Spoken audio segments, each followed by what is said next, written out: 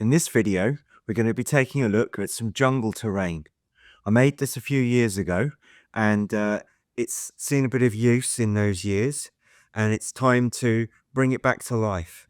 So what we're going to do is we're going to look at how I made it, and we're also going to look at some things we can do to enhance it. I remember back in the early 2000s, Games Workshop released a new Lizardman Codex, and we decided to build one of those armies, and we needed some jungle for these lizardmen to play in. So we put one together, and since then it's become a little bit tired. It's time to restore it, bring it back to its former glory. So we had a few different types of terrain here. We've got these larger, more mature trees. We've got some smaller trees, all with quite a nice bit of swamp underneath them and a lot of undergrowth. As you can see, some of those smaller trees are looking very tired. A lot of the leaves have come off.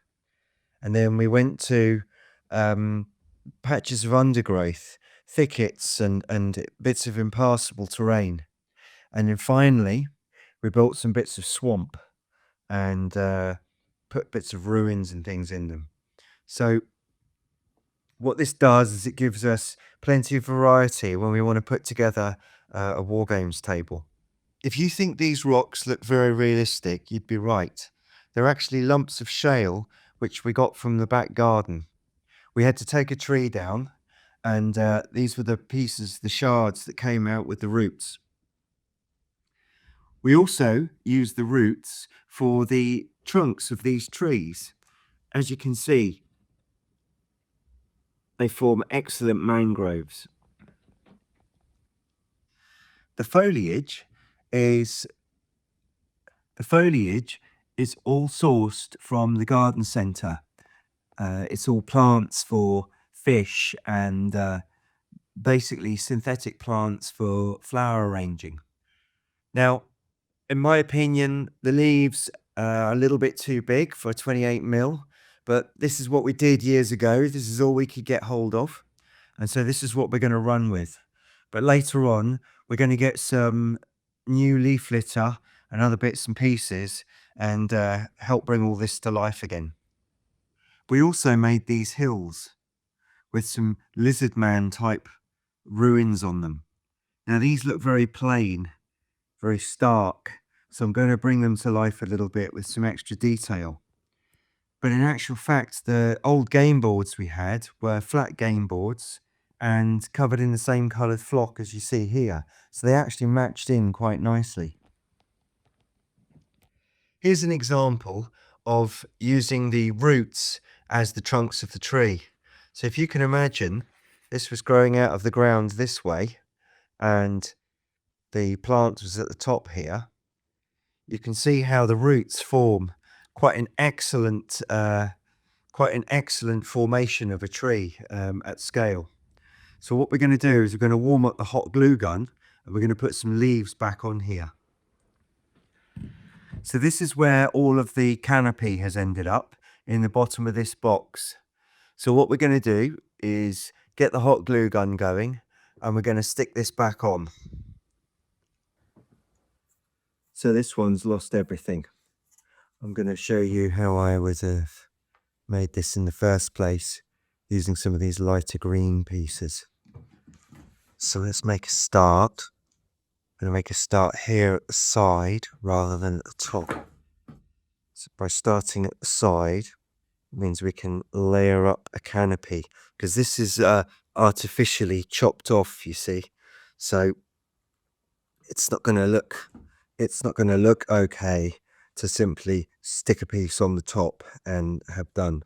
So what we're going to do is we're going to build up a canopy around the top of this, hide that chopped off side by sticking these to the side of the trunk like this. And the hot glue's wonderful for this process because it tends to grab the leaves very quickly, and it means the whole process can be done very quickly. Let's see if we've got that one there. you can see how very quickly this tree is starting to feel like it's got a complete canopy on it. There we go. Let's take all these strings out. It's looking good, and I think we could put just a couple of these smaller pieces coming from the middle. Just hide this center a little bit, like so.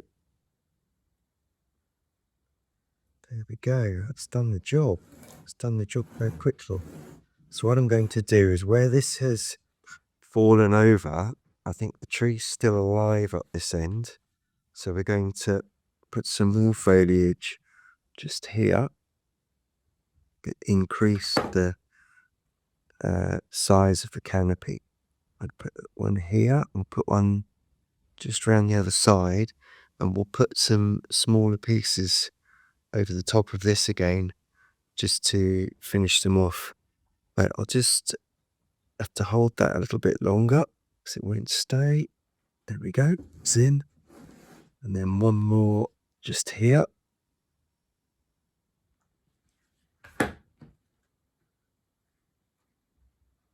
There we go.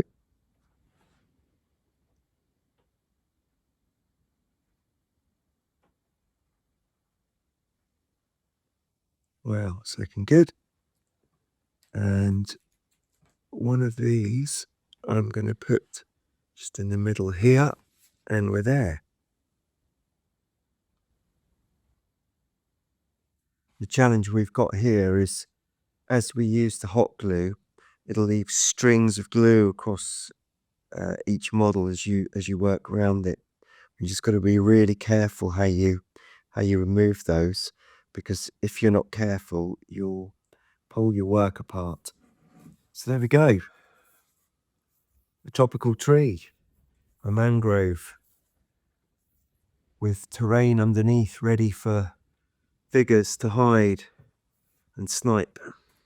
One of the things we need to do, I know I showed you these earlier, one of the things we need to do is we need to sort out some of this damage. And also, these are a little bit, they're a little bit bland. I mean, if you look at this one, it's very smooth, but also there's quite a bit of wear here. And so what I needed to do was I needed to get hold of some flock. And what I did was ask my brother to come round, and he has brought an entire box of the stuff. What have you got in there, Richard? So we've got all sorts of bits. We've got vine creepers, we've got some of the standard issue kind of scatter by Games Workshop, and then we've got What's that? This is the original flog used on these hills.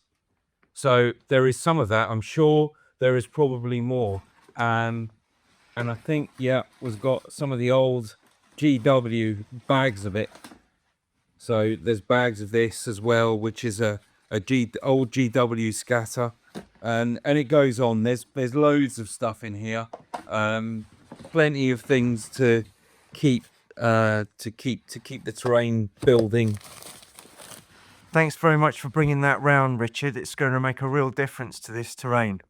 Well, it's been sitting in my shed for the last year, this flock, so time it got used. I've finished sticking the foliage back onto the forest now, onto the jungle. So now it's time to take a look at some of these bases. In this case, the base isn't in too bad a shape. It just needs a little bit of extra flock on it where it's growing a bit thin. Especially you can see just around this area. So I've got some PVA here mixed up with a bit of water. I'm just going to pop some of this on. I've managed to find the old colour, as you saw. Richard's brought the right one round.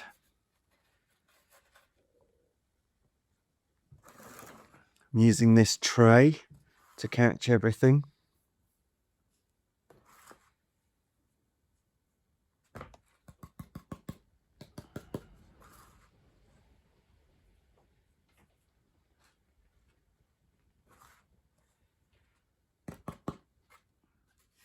when that's dry, that's going to be good as new.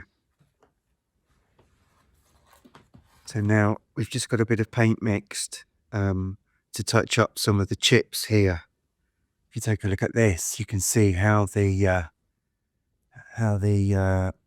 filler, PVA and everything's become chipped, and it's actually a little bit easier in some cases just to pop a bit of paint in rather than try and redo it all with flock. So there we go. So now I've been through all the terrain. I've put my leaf litter on where it was needed. I've touched up the paint around the edges where we had some nasty white bits showing. Ended up with a couple of trunks with no foliage. I'll need to find some foliage and build them up, but I've done the bases all the same, just so we're ready. And here's the jungle ready to set up. So we're all finished and we're set up on our 8x6 table. Let's take a closer look at what the jungle looks like now. I've put some Space Marines on here for scale, just so you can see how it looks. And I've also put a creature. So jungles are places which are teeming with life, but when the battle starts and the guns start firing, the animals tend to run away. But I think this one's a little bit different. You might recognize this as the classic 1960s or 70s Airfix Tyrannosaurus Rex kit. I think it's a lovely addition to any jungle. Let's take a look at some of the details which we've restored and created. So the base of this tree is small enough to let it sit on the edge of this hillside. Some vines and leaf litter and a little sprig of grass cut from a bristle brush. Our swamp area didn't need too much work, but I've gone round the edges, tidied up all the tiny little chips and helped breathe a bit of life back into the stones. Some of those had fallen off as well. The trick with jungle and woodland terrain for wargaming is achieving a sense of realism, but at the same time being able to make the terrain playable. So here you can see, because we're modular, because we've got all the trees on bases, we can move them around, we can create pathways and glades. As you can see, we've got great opportunities for ambush. We've still got some great details there. Some nice lifelike ruins. Here you can see the scale of everything according to the figures. As I said at the start of the video, in my opinion, the leaves are a bit too big for these scale of figures. But back then, this is what I had. This is what we built. I just wanted to show what the canopy looks like from above.